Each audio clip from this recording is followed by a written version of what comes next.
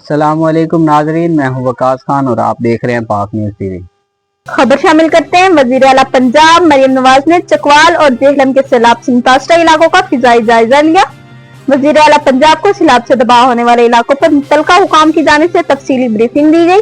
اس کے علاوہ مریم نواز نے چکوال میں بارش کے دوران حادثات میں جاں بحق افراد کے ورثاء کو 10 لاکھ روپے دینے کا اعلان کیا۔ وزیر اعلیٰ مریم نواز نے تمام رابطہ پلوں کی بحالی اور جہلم روڈ پر سٹیل پل بنانے کی ہدایت کی۔ پنجاب کے مختلف علاقوں میں شدید بارشوں نے تباہی مچائی ہوئی ہے۔ چکوال میں 450 ملی میٹر بارش کے بعد 32 سڑکیں مکمل تباہ ہو گئی اور سیلابی ریلوے رابطہ پل بحال لے گئے اور مختلف حادثات میں کم از کم 119 افراد جاں بحق ہوئے۔ اب تک کے لیے اتنا ہی۔ مزید خبروں اور اپڈیٹس کے لیے دیکھتے رہیں پاک نیوز ٹی وی۔